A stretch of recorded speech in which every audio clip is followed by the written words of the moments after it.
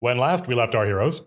Hey everybody, Matt Colville here. Welcome to the bridge of the Starship MCDM, where we record, among other things, the campaign diaries. I know we skipped a couple, but I'm going to try and get back into the habit of doing it. And we may go back and do campaign diaries for the 2 episodes we missed. No promises. If you've never seen a campaign diary before, there are 2 components to it. The first thing we do is we spend a little while talking about what happened last night in D&D, and I narrate to you all the stuff that you missed. And then afterwards, we talk about what I think, the kind of behind the scenes, what I had planned on happening, the decisions I made during the game, what surprised me, stuff like that. I'll put a link in the doobly-doo to a timestamp to the commentary part for those of you that have already watched the episode. You can find the episode on our second stream if you don't feel like going to Twitch and using the Twitch player. I'll put a link to that in the doobly-doo. The players have been in Capital for a couple of days. That's the bit you missed. And they've been offered 3 jobs. They were offered a job to go to the Citadel, is what it's called. It's a ruined keep on the northeastern part of the island that they're on, and recover an item from there. And the keep is supposed to be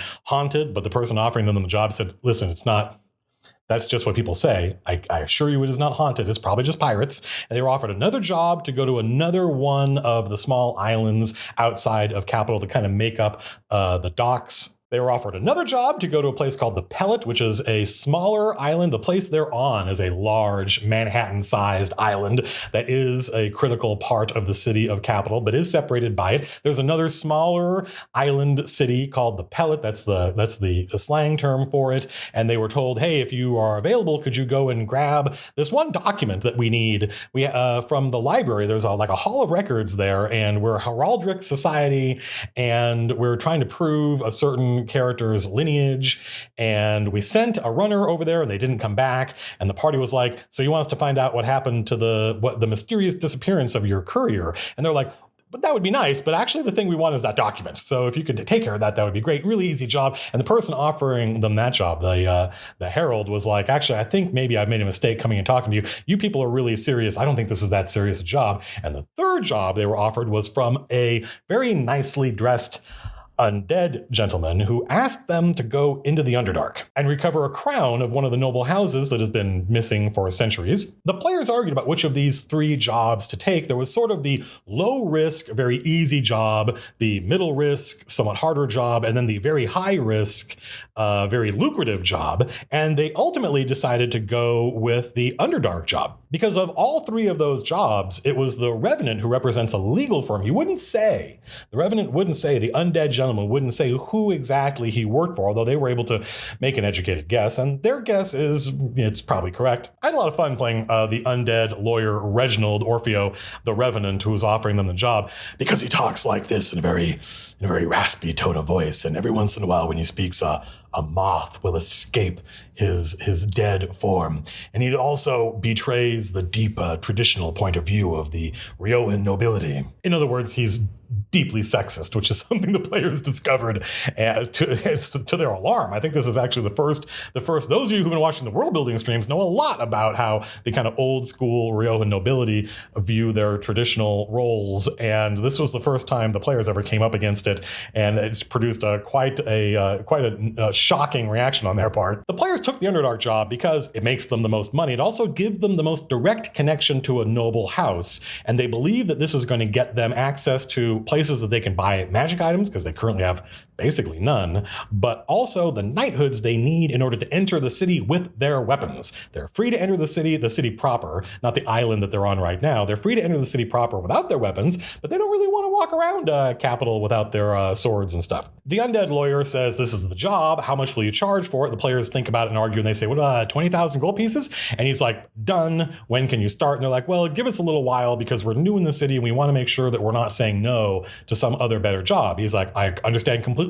Here's my card. The card is literally, it looks like it's business card shaped, but it has no text on it. It is bone white. So after they go back to the Pharaoh's Dream, literally the most expensive hotel in the Stays, they weren't even really interested in hearing about the other hotels. They instantly wanted to go to the most expensive place. They are there. They argue about it. They decide, okay, let's take the Underdark job. They go to the concierge. They give the concierge the card the lawyer gave them. The concierge immediately recognizes it because this law firm is famous and arranges for the lawyer to be contacted. The next morning, they meet with the undead lawyer to talk about the terms of the contract, and he has brought with him a couple of zombies who are carrying a very large and heavy case, almost like a steamer trunk. The players are like, well, there are these other things we want. We made a list of all the items that we want for this job.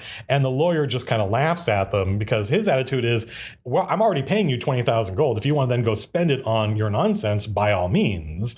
But if you want me to procure you magic items and stuff like that, no, that's not how this works. I can, if you do the job and we get along well, and maybe there'll be some other strings attached, then I might be able to get you into one of the clubs that we know about where you can buy magic items. But it's the players were very interested in trying to get everything they could ever want out of this one job. And the lawyer's like, I asked you what your price was. You said 20,000 gold. We agreed. And he opens up the chest. He has brought some magic items. He says, don't ask how I know you're going to need these, but I believe you're going to need these. Inside the chest is an adamantium greatsword. It's not magical, but it's really good at hewing through things that are resistant to normal damage. There's also 2 scrolls of water breathing, and the spell water breathing lets you affect, I think, up to 8 people. So that's, twice. They can let the whole party breathe water for an hour, and a wand of magic weapon, which is something, as far as I know, does not actually exist in the DM's guide, but I don't know why. So I decided there was one. The players start asking about the specifics of the job. Where is this crown? The lawyer says it's in a place called the Sunless Sea, and it is held by someone called the Lord of Madness. More than that, he cannot say. He provides the chain with a map. I actually ordered a prop map online. Hasn't arrived yet. Didn't get here early enough, but he provides the chain with what is basically an interdimensional map that they can use to get from this world to the world below, which is where the adventure happens. In my setting, the Underdark, quote unquote, is called the world below, and it's another world. It's another realm. Everything seems to be in order. The players sign the contract. They go to the Somnium Tenebris because it's their ship, and it's the navigator on the ship that's going to let them get between one world and the next. King calls a meeting of all the crew, tells everybody what's going on. He's going to leave some of the chain behind to continue gathering information, and the rest are going to go, the ship's crew and the senior officers are going to go into the Underdark, and he's also going to take the company's resident expert on the Underdark, a drow junior officer named Leech. He's named Leech because he is the ship's surgeon, and when they call him and he walks out from the crowd of soldiers gathered before them, he's up to his elbows in this pink blood, and it's all down his chest. He's been operating on the ship itself. He considers the ship his patient, and he's keen to find out how it ticks. Matt O'Driscoll plays Leech and did it spectacularly well, I thought. I was incredibly happy to have Matt. Matt is a great player. We'll talk about that at the end of the episode. He is tall and thin, but that's mostly because he does not know, how tall are elves. Are elves taller than average? Are they? In his mind, he thinks that elves are taller than humans. So for him, being 6'2" is probably average height for a drow, and I didn't bother looking it up. I didn't care. I'm like, yeah, that's fine. Leech has a bunch of questions about this job, where are we going exactly? And the senior officer tell him we're going to the Sunless Sea. What do you know about it? And he says it's reported to be endless, which, by the way, is something Matt made up. He improv'd that. And they said, we're going to go find the Lord of Madness. And he's like, the Lord of Madness.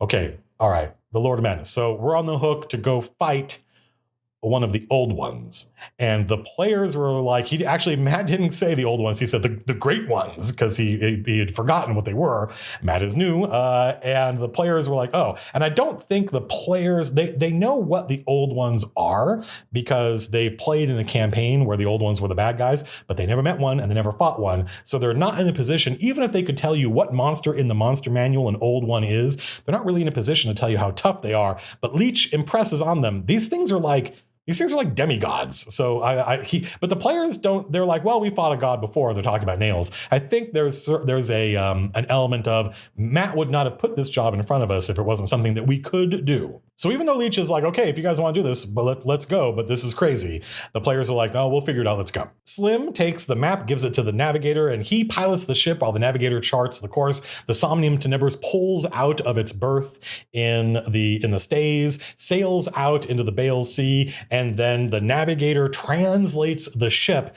into the Underdark. There's a whole sequence where the veins on the inside of the ship along the corridors all start to glow pink and then brighter and brighter until they're a bright white, until every surface of the ship is glowing this brilliant white. And then there's a flash, and suddenly they're in another world. Originally, I thought they were going to have to go from this world to the Astral Sea, and then the Astral Sea to the Underdark, because that's the premise of my setting, is that the Astral Sea is the world between worlds. It's the way you get from one world to another, but I thought that would be kind of tedious. So I said, screw it, you're just going to get to the Underdark. They arrive in the world below. They're on the Sunless Sea. I describe how they suddenly feel the temperature drop. It's a constant 45 degrees Fahrenheit in here, so it's pretty chilly, and there's no wind. The Somnium Tenebris has its own kind of version of impulse power. When the sails won't work, it's still a living creature, so it can swim just very slowly. And their eyes adjust. It's incredibly dark in here, but there is a glow coming from the water. There's phosphorescent algae in the water, and a lot of the creatures, the worms that are darting around, all glow. If they look up, they also see something that looks like green stars in the sky, but they never ask about what those were. Leech knows about the Sunless Sea, sort of the same way you or I might know about the Mediterranean Sea. Like, I know Greece is in there somewhere, and I might have a vague idea where it was, but if you dropped either you or I into the Med at a random place, would we be able to navigate our way to a specific island? I certainly wouldn't. So Leech is on the hook to navigate, but he has to make a survival check, which I say, tracking. I said, let's give it a survival. And I rolled behind the screen because there was a dramatic moment coming up, and I didn't want Matt O'Driscoll to know, did he roll well or did he roll badly? So I rolled behind the screen, and I used one of the tactical cameras with a whole second stream so folks can watch the action. They can watch the miniature battle happening and get really good shots of the props and stuff like that. It makes me happy. I used one of those to show the die roll. He rolled a 3. He had guidance from King, but even that D4 of guidance isn't going to help when you only roll a 3. But Leech didn't know. Leech thinks he's doing a great job navigating. They sail across this glassy, flat, black sea where they can't even see much farther beyond the prow of the ship. It's so dark and it's so cold and there's no wind. It feels like being in a giant freezer, like you're in a giant room rather than a world. As the ship sails across the inky black sea, the crew eventually catch sight of a large island that looms out of the darkness. And I described to the players how their characters all have this overwhelming sensation that they definitely took the right, like of all the jobs, this was the right job to take. And it was such a smart idea for them to put Leech in charge of doing this, because he definitely has found this is the Isle of Madness where the Lord of Madness lives. And it just feels right. Like everything they've done so far has been exactly the right decision in exactly the right order.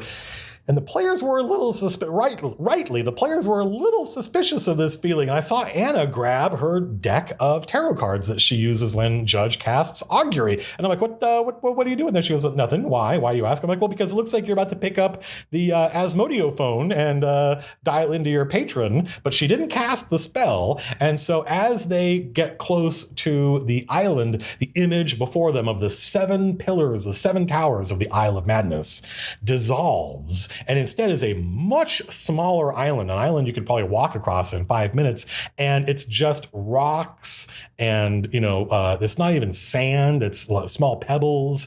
And embedded into the middle of the island is what appears to be a sunken skull, or a stone that's been worn to look like a skull with 2 large eye sockets and a hole where the nose would be. Its mouth is buried under, if there is one, is buried under the soil. The skull has what looks like green hair. It's seaweed that grows out into the water. And before the players can turn the Somnium Tenebris around, the seaweed comes alive and it reaches out and it grasps the Dark Dream. It grasps their ship, the Somnium Tenebris. Leech knows what has happened to them, and he calls out and says that they are in the grip of a memory eater.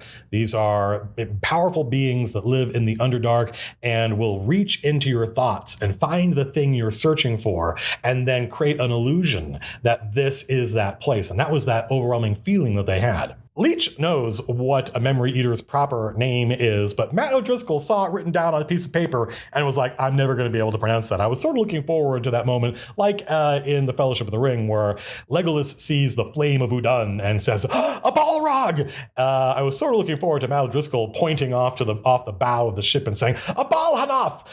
Unfortunately, Matt chickened out and didn't want to try to pronounce it. There was a moment where Leech could have known what island they were actually washed up on based on his description, but he failed his history check, so they don't know what the name of this island is. But as the ship is in the grip of these seaweed tentacles, and there are hundreds of them, they could hack at them, but it would take, they might never hack through all of them because it's growing more, and the ship is being pulled toward the island. Streaming out of the skull comes this battalion. There's only, I think, 4 of them. This small company of undead drow. They run across the sand and keep running. They run across the water and they swarm up onto the Somnium Tenebris, and now it's a fight. Leech recognizes, once they're close, Leech recognizes the emblem of these dead knights. They are Sir Walor and the Company of the Silver Scorpion, they're famous. They belong to his matriarchal house that Leech is a heretic from and is betrayed.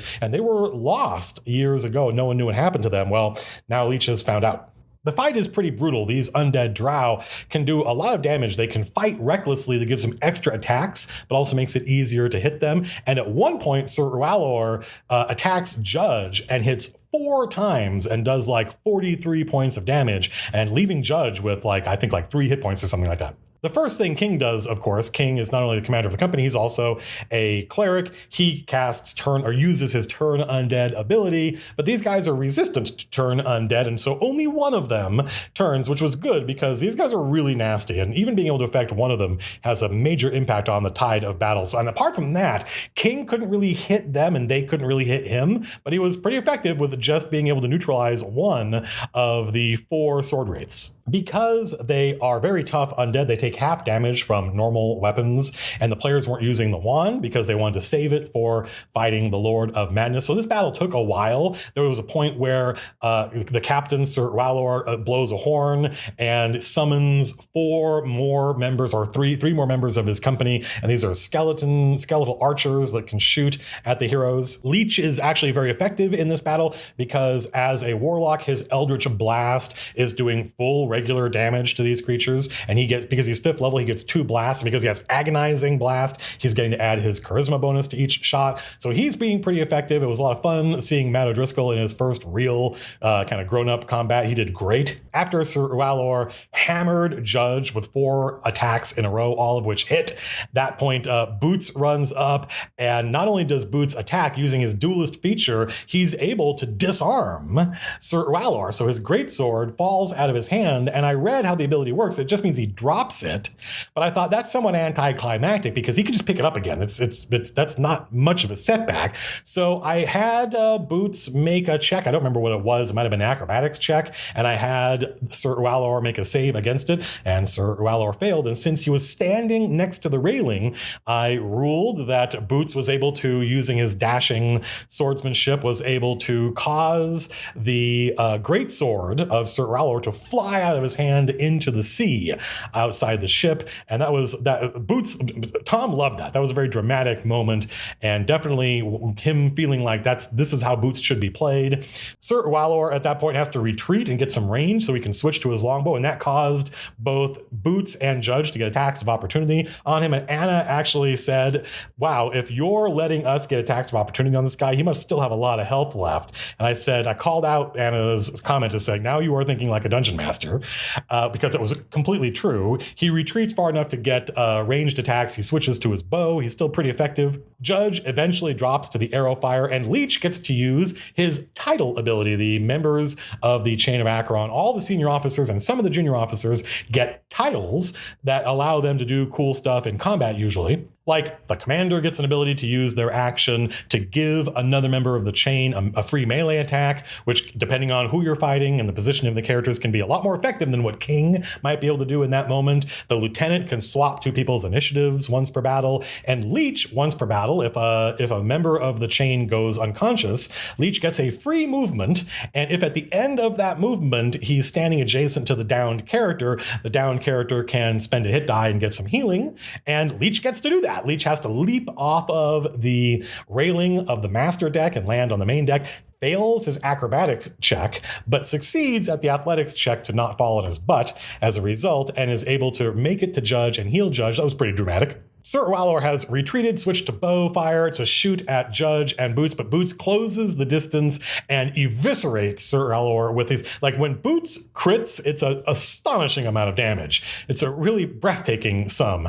And he has to sit there and get a calculator to add it all up. And he finally kills Sir Walor, causing the entire company of the Silver Scorpion to disintegrate. Sir Walor looks at Leech and calls out, howls at him something in Undercommon right before he dies. And you see his spirit disintegrates as his body is blown away. The heroes have dispatched the company of the Silver Scorpion, but the tentacles, the tendrils, the seaweed that is wrapping the ship up is still grappling it and is pulling the ship toward the island. The ship beaches. Everybody has to make dex saves to avoid being knocked over. It lurches onto its side. The deck is now at like 45 degrees, and a stream of skeletons, almost an entire army of skeletons, pour out of this giant skull on the island. And I explained to, I think I had one of the NPCs explain to the characters that they will stay here and defend the ship. These skeletons are just minions. They're a threat that cannot be easily overcome because they're never really going to stop. The players are going to have to go onto the island and go into the skull in order to find the source of it. And the junior officers and the rest of the crew of the Somnium Tenebris will defend. They're just minions. Eventually they will overwhelm us, but we have time. Judge puts the junior officer Toad, who is an old hunter tracker from Ix. He's an Ixian, which means he sort of looks like a Mayan or Aztec, and puts him in charge. Toad doesn't speak, but lets Judge know that he will defend the ship while the players, the heroes, go onto the island. And at that point, Slim emerges from the pilot's room and says, "What have you done to my ship?" Because Phil wasn't around this week, but he's going to be around next week. So that's Phil rejoining the group. And next week, they are going to storm the island and enter the giant skull and fight the Memory Eater. There was a point where Anna correctly, based on my description, correctly put together the fact that these undead and this Memory Eater there's like a parasitic relationship between them, because the undead, Leech was able to tell them, these undead, Memory Eaters don't make undead. That's some other phenomenon related, like kind of orthogonal to the Memory Eater. That's when Anna said, oh, they're these undead are like a parasite, or maybe the Memory Eater is a parasite. And I gave her inspiration, which she then used. And she asked if inspiration could be used to cause an enemy to have disadvantage. And the answer is no, that's not how it works. But I thought, well, but I award inspiration so infrequently. And I don't award it for the right reasons. Inspiration is supposed to be for playing your bonds and flaws and stuff like that. But I don't know what my players' bonds and flaws are. So I typically award it for actually doing or saying something inspiring, like having a flash of insight or doing something really cool. And she definitely had a flash of insight. And I also use it to reinforce. I use it as kind of I don't know what the DM version of metagaming is, but when the players have a whole bunch of different competing theories, but one player puts all the pieces together in the right order and comes up with the right answer, that's when I will award inspiration, because A, that was really cool that you figured that out, A+, but also B, it helps remove ambiguity. Now the players realize, oh, that must be the right answer. And there's no reason they would know that other than if this were a story, you were writing it out, it's the dramatic winning theory would be the one they follow. So I ruled, sure, yeah, you can use it to impose disadvantage. Why not? I use it so infrequently. What's the downside? That's the recap. Next week, we will enter the skull, and it will be Slim and Leech will be in the party. So we will have a slightly larger party for at least 1 week. And now we will begin me talking about how I think things went. I think things went incredibly well. You can read my notes for this session on Patreon. If you're a Patreon backer at the $5 level or above or whatever, then you get my notes, and they'll be, as soon as this adventure, quote unquote, it should only be 2 or 3 sessions at most. As soon as the adventure is done, then I put my notes up for everybody to read. So if you're patient, you can read them in a couple of weeks. If you're not patient, you can go to Patreon and read them now. And you can see that I didn't have the entire adventure built out. I knew I only needed enough, and I needed an outline for fighting the Lord of Madness and recovering the crown, going to the Underdark, going to the Inverted Tower is what it's called, and dealing with this old one. But so I had an idea of what the 5 encounters would be, and I only needed the first 2 or 3 to actually be ready to run, because there's no way in one night they could get through all of them, and I was correct. They didn't even get through the ones I had prepped. I originally imagined that this would be a much more elaborate adventure. I have this whole third of Night Below, which I've never really run. I've once before kind of jumped to the end because I knew it was the players were getting impatient. But I have all this cool content that I wanted to deploy, and I thought this would be a great way to do it. Originally, there was no Underdark job in my plans, but I really liked the idea that the jobs, the open world sandbox available to them, the choices they could make respond to the things they've done. I had no idea they were going to try and steal the Somniant Nevers, in spite of it being an incredibly obvious thing to do.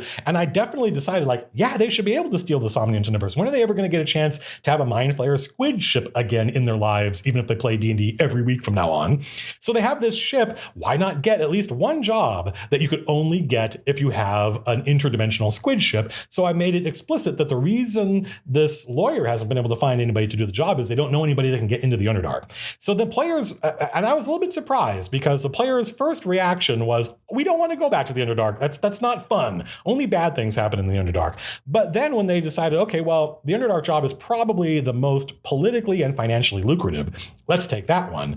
My attitude was, well, you guys just got to Capital, and I know they really like Capital. They think it's really cool, and they want to explore more of it, and they want to see more of it, and I want them to because I love showing it off. It's a blast. All the NPCs are a lot of fun. The rules of Capital and how it works are pretty rigorous, and they like exploring those boundaries and finding out what's going to happen.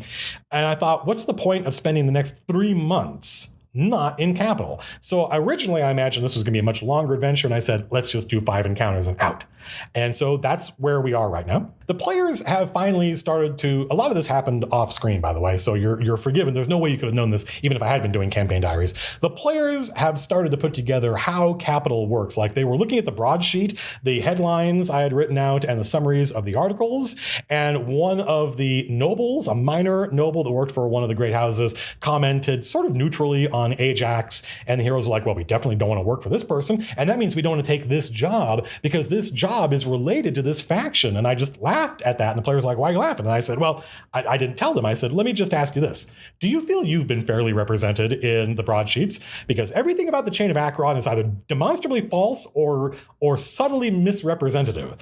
And that's when the players were like, and they looked at and they're like, we can't believe anything in this. It's like, correct. Like, everything in there is sort of accurate to one extent or another. And then they started to realize that taking any job is going to upset somebody else, that there's no right answer to these things. I gave them 3 jobs. There wasn't a right one and a wrong one. Any faction they work with is going to piss off some other faction. Lars started talking about how he originally imagined the story of this campaign was going to be the chain of Acheron uniting, inspiring these 7 warring factions to come together and fight Ajax. And I said, you guys don't know a lot of people from Capital, but you know Boots at least. And Boots would tell you, unite them. That's ridiculous. You might be able to conquer them, right? And so that has changed the player's attitude toward these things. And also, I think it was Phil who first realized, hang on a minute, knighthoods aren't just things you can buy. I mean, you can buy them. You can go to a noble house that needs the money and buy them. They also come with strings attached. Yes, of course they do. If you become the knights of some house, even a minor house, that minor house has alliances and is sponsored probably by a greater house, and you're going to be expected to do certain things and behave certain ways, and that the game is a lot more complex than they imagined it would be.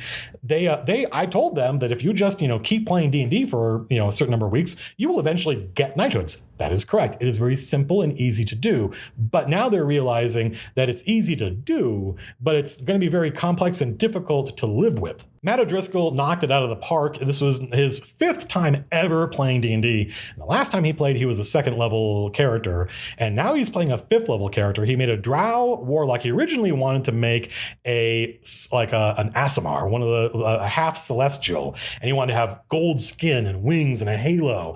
And my DM instinct to just say, sure, absolutely, when players come up with crazy stuff, I had to temper. And so a couple hours after he made this character, I said, Matt, I got to put the kibosh on this because it's just unreasonable to expect that there is this character somewhere in the background in the junior officers and no one's noticed him and no one's talked about him. A drow is another issue. And he's like, okay, I'll play a drow. And he came up with a really cool backstory. He wrote it out. He wrote his own backstory, which impressed me. And it has to do with being a loyal drow servant to the matriarch. And then there was a moment of crisis where he couldn't do what he was told to do. And in desperation, he called out to the cosmos and an angel answered. And that's where he gets his powers from. So he didn't used to be a warlock, but now now he is. And he joined the Chain of Acheron when they were serving in the Underdark. And now he's the ship's surgeon. And he's kind of the ideal player. He took everything seriously. He took notes. I info dumped a bunch of stuff on him before the game, and he remembered most of it. And the stuff he forgot didn't bother me. And he improv'd some stuff, and it sounded good to me. He knew how his character worked. He was ready when it was his turn. He knew how his abilities worked. He didn't have to grind everything to a halt. He was able to role play, speak in character, and everybody had a lot of fun when that happened. So I think maybe now there were a whole bunch of people who really, really didn't like Matt O'Driscoll as the host of Chain Reaction because of the fact that he didn't know like what is a tiefling. But how would he know that? And now I think maybe some folks, probably those people aren't watching anymore, thank God. But I think now many of you folks understand why we like Matt so much. He's awesome and he's a lot of fun to play games with, and he took it seriously. And I can't really think of any. I can't, even if I were being critical, which I'm not in the mood to be.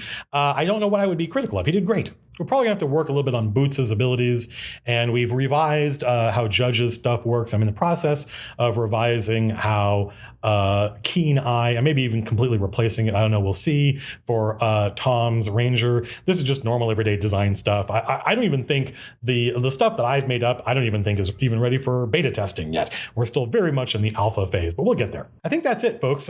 We didn't do 2 campaign diaries because I was sort of committed to trying to get them out the Monday after we played so people would have time to watch them. And that meant I basically had to record them and edit them on my weekends. But I've loosened up on that. If I can get it recorded by, for instance, Monday, and Jerry can get it edited within 24 hours, then you guys still will have a full day to watch it. So I think the campaign diaries are back on the menu. I apologize. I know we missed 2 of them, and we may be able to recap them. I don't know if you're going to need a recap. They made it to Capital, and they're now dealing with a bunch of really cool stuff happened, but nothing plot-wise. This is the first plot thing where they were offered 3 jobs and they picked one, and now they're in the middle of it. Matt O'Driscoll will be around for at least 1 more week, and then we'll see.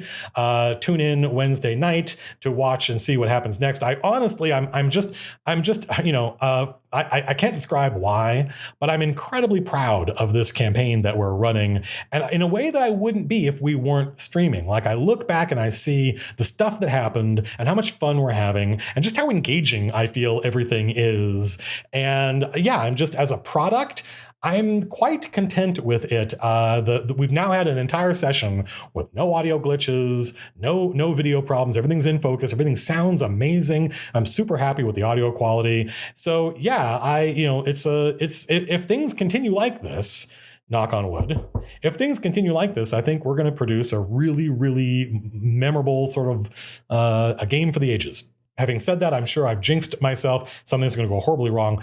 Maybe even this week. Remember, folks, we have a second channel if you want to watch the archive of the live stream, if you can't catch it live on Twitch. This campaign diary, along with the campaign itself and this office, the studio, the set, all our cameras and microphones were all brought to you by Strongholds and Followers. Please check it out. There's a bunch of really cool stuff in it. I think we're going to start doing some design diaries where I dive into the mechanics of it and how they worked and the decisions we made.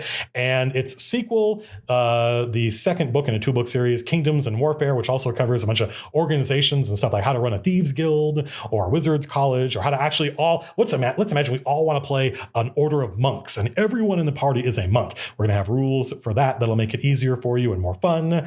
That Kickstarter will be launching soon. There's a link in the doobly-doo if you want to get an alert when it goes live. Just give us your email. We will only email you once. We will not sell your email to anybody. That's ridiculous. And so yeah, I'm pretty happy with the way things are going. Until next time, peace out.